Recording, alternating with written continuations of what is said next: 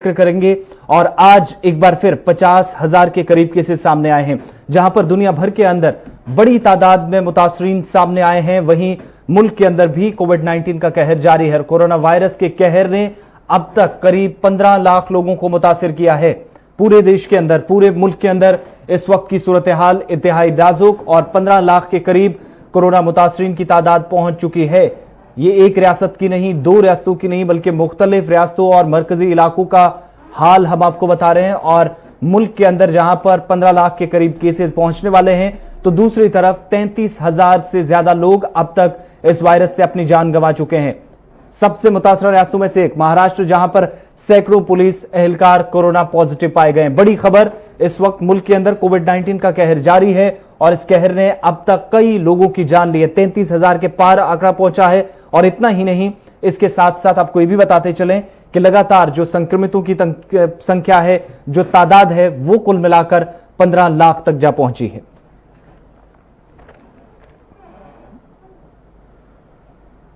Corona virus के कहर के बीच एक बार फिर कई लोगों की जान गई है। 650 से ज्यादा अमवात आज एक बार फिर हुई हैं। और इन सब के बीच में आपको ये भी बताते चलें कि जहां पर इस वक्त मुल्क के अंदर कोरोना वायरस के करीब 15 लाख केसेस सामने आ चुके हैं। और इन सब के बीच में इस वायरस से निजात पाने के लिए भी कोशिशें जरूर हो रही हैं, लेकिन मुतासरीन की एक बड़ी तादाद इस वक्त भी हमारे सामने आ रही है। मुल्क की मुख्तलिफ रियासतों और मरकज के जेर इंतजाम इलाकों के अंदर इसी तरह की सूरत हाल बनी हुई है। और इस वक्त जो केसेस बढ़ रहे हैं, पिछले 24 घंटों के दौरान भी एक और बड़ी तादाद सामने आई है। निज़ाम जिंदगी मुकम्मल तौर पर कई हिस्सों के अंदर ठप है और कोरोना वायरस के केसेस अब पूरे देश के अंदर 15 लाख तक पहुंचने वाले हैं। इतना ही नहीं, 33,000 से ज्यादा लोग इस वायरस में मुब्तला होकर अपनी जान से हाथ धो बैठे हैं। और कोविड-19 के बीच मुख्तलिफ हिस्सों के अंदर जब नई गाइडलाइंस भी जारी की जाएगी, तो बाज़ाब्ता तौर पर कुछ चीजों में रियायत जरूर अवाम को दी जा सकती है। लेकिन बड़ी बात यह भी कि जो रेलवे हुकाम है, उसकी तरफ से फिलहाल कोई बड़ा फैसला नहीं लिया गया है ताकि कम से कम मुसाफिरों को राहत मिले। लेकिन इन सब के बीच में जो केसेस हैं, जो तादाद हैं, वो मुसलसल 24 घंटों के बाद 50,000 तक पहुंच रही है, जहां पर कल भी 50,000 से पीछे कुछ ही कम केसेस रहे थे। और आज एक बार फिर 47,000 से ज्यादा न सिर्फ केस आए, बल्कि 654 लोगों की जान पिछले 24 से 28 घंटों के दौरान मुल्क के अंदर जा चुकी है। और इस बीच एक अहम पेशरफ्त यह भी देखने को मिली कि कौमी राजधानी दिल्ली के अंदर भी, जहां पर कोरोना वायरस के केसेस मुसलसल बढ़ रहे थे, लेकिन पिछले कुछ हफ्तों से जरूर अवाम ने राहत की सांस उस वक्त ली है जब केसेस में कुछ हद तक कमी आई है। हमारे साथ दिल्ली से इस वक्त हमारे सीनियर साथी और नुमाइंदे प्रणय शर्मा फोन लाइन पे हैं। प्रणय, दिल्ली का इस वक्त क्या कुछ सिचुएशन है दिल्ली के अंदर? पहले जहां पर 17, 18 और 20,000 तक जो केसेस थे पर डे सामने आने लगे थे और अंदाजा लगाया जा रहा था इससे ज्यादा, लेकिन एकदम कैसे घटकर तादाद बहुत कम हो गई? टेस्टिंग में कमी या फिर कोई और कारण इसका माना जाए? देखिए, मैं पहले आपको ठीक कर दूं, दिल्ली में जो रोजाना संक्रमित होने का आंकड़ा था वो 3,500 तक पहुंचा था।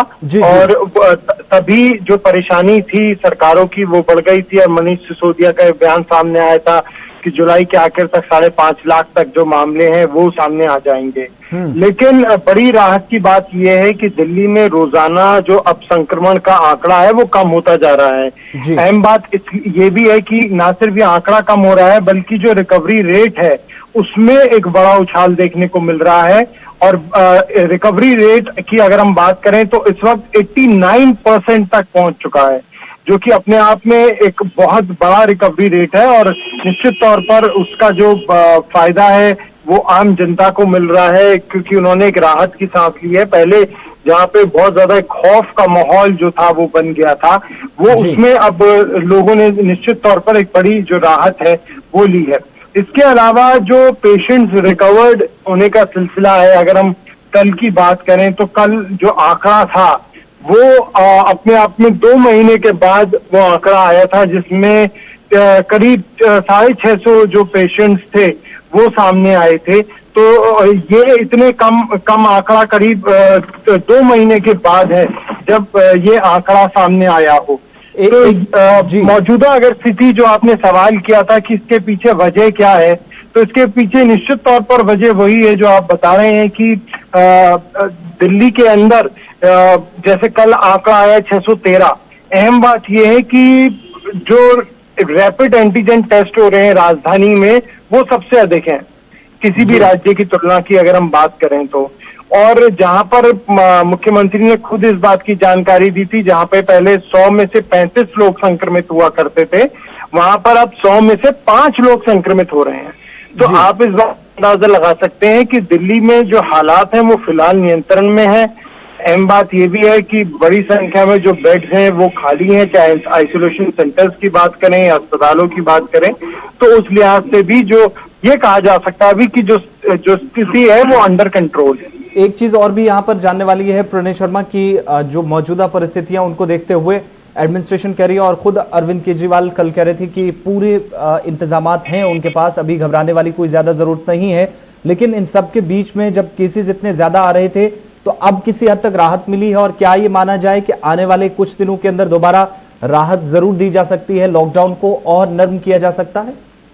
हाँ बिल्कुल, देखिए बहुत ज्यादा जो नरमी है वो तो बरती जा ही चुकी है मुख्यमंत्री के द्वारा। और कल एक महत्वपूर्ण बात जो उन्होंने कही कि साप्ताहिक बाजारों को खोलने का जो फैसला है मुख्यमंत्री के द्वारा वो लिया गया।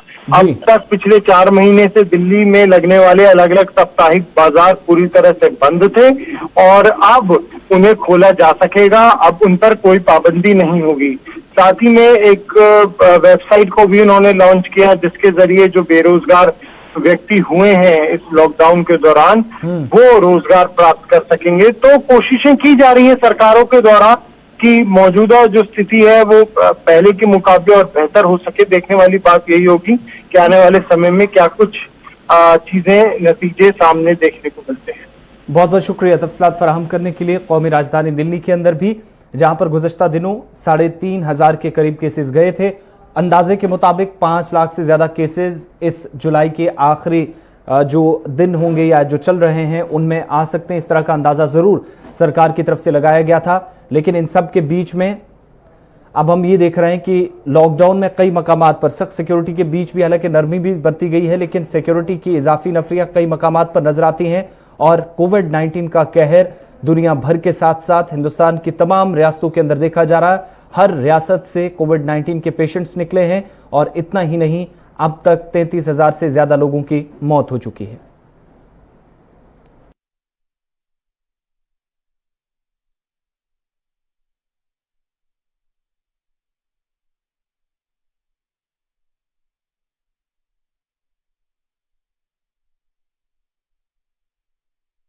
और इस बीच आपको बताते चलें कि कोविड-19 के कहर के बीच जो 33,000 से ज्यादा अब तक लोगों की मौत हुई है, एक बड़ी तादाद इस वक्त कोविड-19 के केसेस की महाराष्ट्र के अंदर भी है। और इन सब के बीच में जरूर सरकार की तरफ से, प्रशासन की तरफ से इंतजाम तो किए जा रहे हैं। बड़ी तादाद जो 50,000 के केसेस के आने का एक अंदाजा था, उसके हिसाब से 50,000 या उसको टच करते हुए कहीं ना कहीं ये फिगर्स। और इन सब के बीच में जहां 33,000 से ज्यादा लोगों की मौत भी हो चुकी है और सबसे ज्यादा जो प्रभावित राज्यों में से एक है वो है महाराष्ट्र, जहां पर केसेस तो बढ़ ही रहे हैं लेकिन उसके साथ साथ जो मरने वालों की संख्या भी है एक बार फिर उस परसेंटेज पे देखी जा रही है। देश के सबसे ज्यादा राज्यों में से परसेंटेज सबसे ऊपर है, जिसको 5.4 तक पहुंचते पहुंचते भी कोई समय ज्यादा नहीं लगा था। महाराष्ट्र आपको लिए चलते हैं, जहां पर हमारे साथ इस वक्त हमारे साथी सुरभि शिरपुरकर हमारे साथ फोन लाइन पे हैं। बहुत शुक्रिया ज्वाइन करने के लिए सुरभि। अभी क्या कुछ किसी तरह की राहत मिली है महाराष्ट्र के अंदर कोविड-19 से? देखिए आसिफ, जिस तरह से लगातार महाराष्ट्र में संक्रमण तेजी से जो है वो बढ़ रहा है, लेकिन साथ ही साथ अगर रिकवरिंग रेट की भी बात करें तो रिकवरिंग रेट भी अब बड़े तादाद में महाराष्ट्र में देखा जा रहा है। खास तौर पर फिलहाल महाराष्ट्र वासियों के लिए राज्य सरकार के सामने जो मुश्किल है वो ये है कि जिस तरह से पुलिस कर्मियों की अगर बात करें तो पुलिस कर्मी भी बहुत ज्यादा पैमाने पर यहाँ पर संक्रमित पाए गए हैं। तकरीबन अब जो टोटल मामले हैं पुलिस कर्मियों के, वो 8,732 पुलिस कर्मी अब तक के संक्रमित पाए हैं। और पिछले 24 घंटों की अगर बात करें तो 40 पुलिस कर्मियों को कोरोना संक्रमण हो चुका था, जबकि 3 जो जवान है वो कोरोना संक्रमण के कारण उनकी जो मौत है वो दर्ज की गई है। और टोटल नंबर की बात करें यहाँ पर आसिफ, तो देखिए जिस तरह से आंकड़ों में लगातार इजाफा हो रहा है, 3 लाख से ज्यादा, तकरीबन 4 लाख तक ये आंकड़ा जो है पहुंच चुका है। 3,83,700 से भी ज्यादा मामले दर्ज किए गए हैं। और अगर बात करें जो सक्रिय जो है फिलहाल, तो वो 1,50,000 मरीज फिलहाल सक्रिय जो है वो पाए गए हैं। और 57 जो % है वो जो लोग हैं वो अब तक ठीक होकर अपने घर लौट चुके हैं। तो देखा जाए महाराष्ट्र में जिस तरह से स्थिति अब तक के खराब थी, आज भी अगर देखा जाए तो आज भी संक्रमण बहुत ज्यादा है, लेकिन रिकवरिंग रेट की अगर बात करें तो तकरीबन 55% से ज्यादा अगर रिकवरिंग रेट है, तो हम इस पर से अंदाजा लगा सकते हैं आसिफ कि एक तरफ संक्रमण तो बढ़ रहा है, लेकिन वही दूसरी ओर रिकवरिंग रेट भी अच्छे तादाद में हम महाराष्ट्र में देख सकते हैं। सुरभि, इनिशियल स्टेज में हमने ये भी देखा था कि लोग बहुत ज्यादा इस पूरे सर्कल के अंदर आए थे, जिन लोगों को सबसे पहले वायरस हुआ था, वायरस का शिकार बने थे। लेकिन उसके बाद जैसे जैसे दिन आगे बढ़े, तो क्या जो कम से कम बाहर घूमने वाले लोग हैं, बाहर अपने कामकाज में लगे हैं, उनमें से भी पॉजिटिव केसेस सामने आए, या फिर जो ऑलरेडी आइसोलेटेड हैं, हॉस्पिटल्स में हैं, घरों में क्वारंटाइन किए, उनमें से पॉजिटिव केसेस हैं, या फिर उसके अलावा भी कुछ केसेस अब इन दिनों सामने आ रहे हैं? देखिए आसिफ, अगर बात करें तो लगातार जिस तरह से पॉजिटिव केसेस महाराष्ट्र में बढ़ रहे थे, केवल मुंबई का अगर जिक्र करें तो मुंबई में फिलहाल सबसे ज्यादा संक्रमित है। लेकिन जिस तरह से आपने जिक्र किया कि क्या घरों में ही है या फिर क्वारंटाइन सेंटर्स में लोग पॉजिटिव है, तो ये बता पाना बहुत मुश्किल होगा, क्योंकि जिस तरह से जो नंबर्स बीएमसी या फिर तमाम महाराष्ट्र सरकार, जो राज्य सरकार नंबर जो जारी करते हैं, उसमें ये साफ तौर पर जिक्र करना बहुत मुश्किल हो जाता है कि कौन से पर्टिकुलर एरिया से ये संक्रमित पाए गए हैं। लेकिन खास तौर पर अगर महाराष्ट्र के उपराजधानी नागपुर का अगर बात करें, नागपुर का जिक्र करें, तो नागपुर में पिछले 3 दिनों से लगातार कर्फ्यू जारी है, क्योंकि जिस तरह से संक्रमण मुंबई में तो बढ़ा हुआ है, लेकिन नागपुर में भी संक्रमण बहुत ज्यादा तेजी से फैल रहा था। लेकिन इसी को कंट्रोल करने के लिए नागपुर के जो अधिकारी है, जो कमिश्नर है, उन्होंने साफ तौर पर यह ऐलान किया था कि जनता कर्फ्यू होना बहुत जरूरी है। क्योंकि जिस तरह से आपने बात किया है, बाहर लोग निकलते हैं, बहुत ज्यादा पैमाने पर इकट्ठा होते हैं, क्योंकि अनलॉक की प्रक्रिया शुरू हो चुकी है। लोगों को ये आज भी समझ नहीं आ रहा है कि लॉकडाउन अभी भी जारी है और संक्रमण खास तौर पर बहुत तेजी से फैल रहा है। और इसी को समझाने के लिए खास तौर पर ये नागपुर का फैसला था, नागपुर वासियों का और खास तौर पर नागपुर कमिश्नर का, कि 3 दिनों से लगातार यहाँ पर कर्फ्यू जारी है। अगर आप रास्तों पर भी देखें तो फिलहाल कोई भी रास्तों पर नजर नहीं आएगा, और अगर आप रास्तों पर विदाउट एनी रीजन अगर बाहर निकलते हैं तो आप पर कड़ी कार्रवाई की जाएगी, साथ ही साथ आप पर जुर्माना भी दिया जाएगा। तो सभी एक चीज और भी यहाँ पर बताइएगा कि अब त्योहारों का सीजन चल रहा है, कुछ ही दिनों बाद ईद भी है, उसके साथ साथ रक्षाबंधन है, कुछ और त्योहार भी आने हैं, तो इन पर कोई छूट, कोई नरमी दी जाएगी जनता को थोड़ी बहुत? बिल्कुल, मुस्लिम समुदाय से साफ तौर पर कहा जा रहा है कि जो पर्टिकुलर मुस्लिम एरियाज है वहां पर कुछ पैमाने पर छूट दी जाए, लेकिन इस पर अब तक के राज्य सरकार का कोई ऐलान नहीं हुआ है, उनका कोई वक्तव्य इस पर नहीं आया हुआ है, क्योंकि ये फिलहाल कहना बहुत मुश्किल होगा। क्योंकि अगर महाराष्ट्र की स्थिति देखें आसिफ, आज भी हम देखेंगे मुंबई, पुणे, ठाणे, पालघर, रायगढ़, तमाम ऐसे बड़े शहर है जहां पर संक्रमण बहुत ज्यादा फैल चुका है। और ऐसे बहुत ज्यादा आबादी वाले शहर में अगर इस तरह से छूट दे दी जाए तो आप समझ सकते हैं 1 या 2 दिनों में कितना ज्यादा संक्रमण बढ़ सकता है। तो फिलहाल समुदाय की तरफ से तो ये अपील की गई है, गुजारिश की गई है सरकार की ओर, लेकिन सरकार इस पर क्या कहेगी, सरकार इस पर क्या ऐलान करेगी, ये अपनी देखना महत्वपूर्ण होगा। हो सकता है कुछ पैमाने पर छूट दी जाए, लेकिन इसके पहले भी हमने देखा जब ईद थी तब लोगों को घरों में ही रहने की अपील की गई थी, घरों में ही नमाज अदा करने की अपील की गई थी जब रमजान चल रहे थे उस दिनों। तो हो सकता है कि इस वक्त भी कुछ ऐसा ही ऐलान करे। अब गणपति का भी त्योहार आने वाला है और सार्वजनिक गणपति मंडल जो बैठते हैं, जो मुंबई, नागपुर जैसे बड़े शहरों में सार्वजनिक गणपति यहाँ पर महाराष्ट्र का बहुत बड़ा त्योहार है, तो हो सकता है कि उस पर भी पूरी तरह से बैन लगाया जाए, क्योंकि सार्वजनिक मंडल जो है अभी फिलहाल इस साल नहीं बिठाएंगे। यह ऐलान राज्य सरकार की तरफ से साफ तौर पर हो चुका है।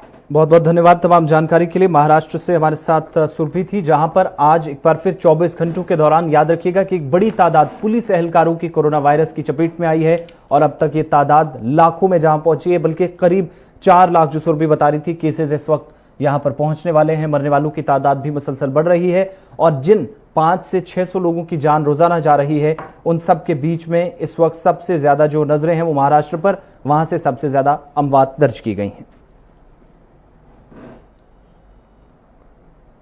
इधर भारत समेत दुनिया भर में आज ज़ियाबतीज यानी डायबिटीज या शुगर से आगाही का दिन मनाया जा रहा है। माहिरीन तिब के मुताबिक इस वक्त मुल्क में हर 4 में से एक शख्स जो टाइप 1 डायबिटीज का शिकार रहता है और ये मुश्किलें आने वाले वक्त में और भी बढ़ सकती हैं। ज़ियाबतीज का आलमी दिन मनाने का मकसद इस मर्ज से पैदाशुदा पेचीदगियों, अलामात और इससे बचाव के मुतालिक आगाही फराहम करना है। रमो बरस इस दिन का मरकजी ख्याल खानदान की हिफाजत करें और आलमी वबा से बचे हैं। और माहिरीन का यह भी कहना है कि ज़ियाबतीज का मर्ज इस वक्त मोरोसी है, लिहाजा ज़रूरी है कि अगर ख़ानदान में से ये किसी ख़ानदान के अंदर ये मर्ज मौजूद है तो इससे हिफाजत और बचाव के इकदाम कम उम्री से ही उठाए जाएं। डायबिटीज़ दरअसल इस वक्त हमारे जिस्म को अपना शिकार बनाता है जब हमारे जिस्म में मौजूद लबलबा दुरुस्त तरीके से काम करना छोड़ दे और ज़्यादा मकदार में इंसुलिन पैदा ना कर सके। उस वक्त ऐसा ज़रूर समझा जाता है कि वो शख्स ज़ियाबतीज़ का शिकार या इस मर्ज में मुब्तला हुआ है और इसी के बायस हमारी ग़ज़ा में मौजूद शुगर हज़म नहीं हो पाती। ये शक्कर हमारे जिस्म में ज़ख़ीरा होती है और शुगर की बीमारी के अलावा बेशुमार अमराज पैदा करने का सबब बनती है। एक मोहतात अंदाजे के मुताबिक भारत इस वक्त डायबिटीज़ के मरीजों का 10 बड़े बड़े ममालिक में आता है और 2030 तक ये तादाद और भी ऊपर जा सकती है, जहां पर किसी भी बड़े मर्ज से ज़्यादा इस वक्त अपने मुज़र असरात जो है वो ये मोहलिक मर्ज दिखा सकता है, जहां पर यह डायबिटीज़ कई लोगों को और अपना शिकार बना सकता है।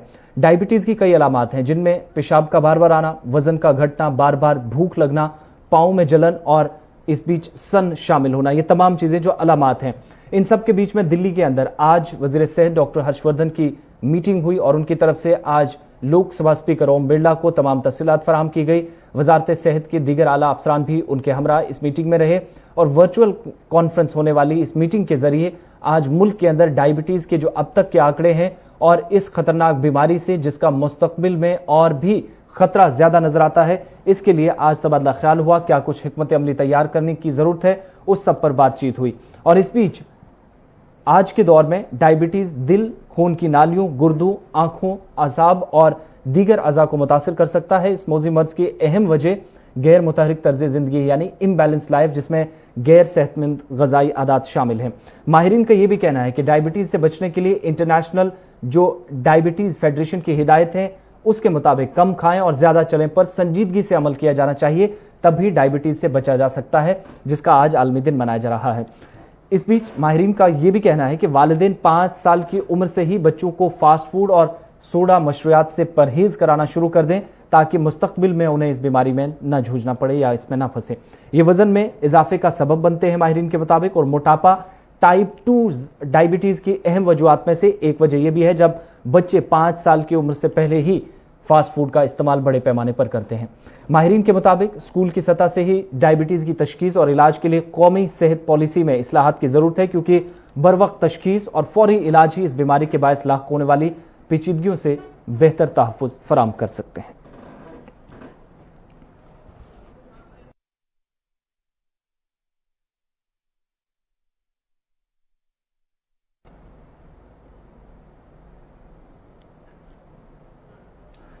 उत्तर प्रदेश आपको ले चलते हैं, जहां पर उत्तर प्रदेश के अंदर अमन कानून की सूरत हाल मुसलसल सुर्खियों में है और इस अमन कानून के बिगड़ने की जो असल वजह है वो यहां पर ये कि लगातार कत्ल हो रहे हैं और पुलिस या दीगर सिक्योरिटी इदारे इन तमाम चीज़ों को कंट्रोल करने में अब तक नाकाम साबित हुए हैं।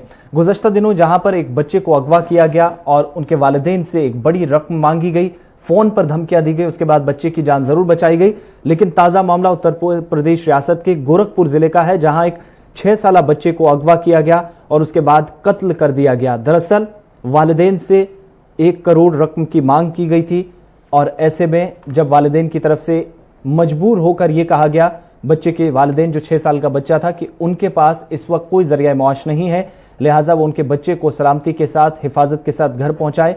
उसके बाद 6ठी क्लास के इस तालिब इल्म का कत्ल कर दिया गया जिन्हें अगवा किया गया था। इस बीच महलूकीन इस वक्त मातम में डूबे हुए हैं और बच्चे के घर पर मातम पसरा है, लेकिन इन सब के बीच में इस पर सियासत भी तेज हो रही है और लगातार योगी सरकार को हदफे तनकीद बनाया जा रहा है और मुख्तलिफ सियासी जमातों के रहनुमाओं के मुताबिक मौजूदा उत्तर प्रदेश की भारतीय जनता पार्टी की सरकार इस वक्त अमन कानून को हाथ में रखने के लिए और अमन इस्तेकाम के लिए नाकाम साबित हुई है।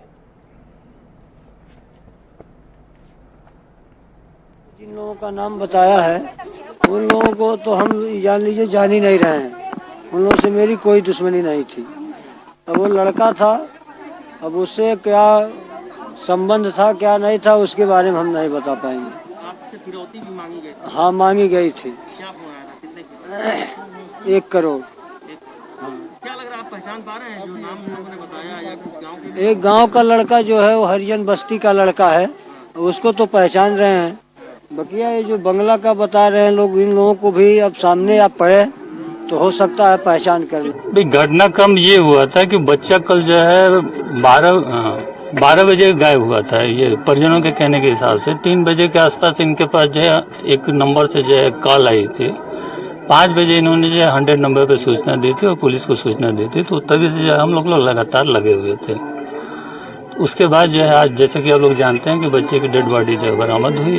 एक व्यक्ति निशानदेही पे और जो है बाकी कई सारे लोगों को हिरासत में। कुछ स्पष्ट हो हत्या का कारण जो है देखिए अभी कुछ कहना जो है प्रीमेच्योर होगा। ये सब जो है जो गैंग नजर आ रहा है नौसिखिया किस्म का है।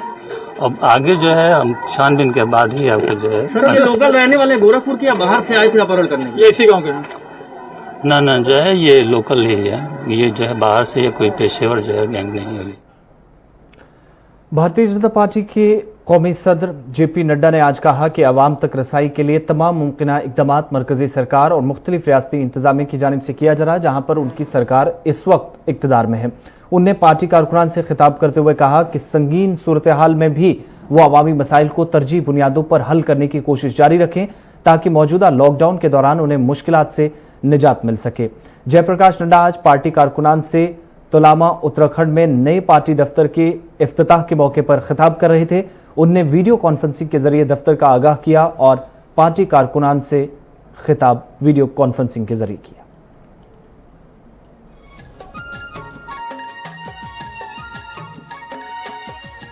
और जो बॉटलनेक्स हैं, जो उसमें तकलीफें हैं, जिसके लिए रिफॉर्म्स लाए जा रहे हैं, वह रिफॉर्म्स को भी हमको समझाने में सुविधा मिलेगी। मैं चाहूंगा कि हमारे कार्यकर्ता इन कार्यालयों का इस्तेमाल करते हुए कार्यकर्ताओं का प्रशिक्षण करें आत्मनिर्भर भारत पर।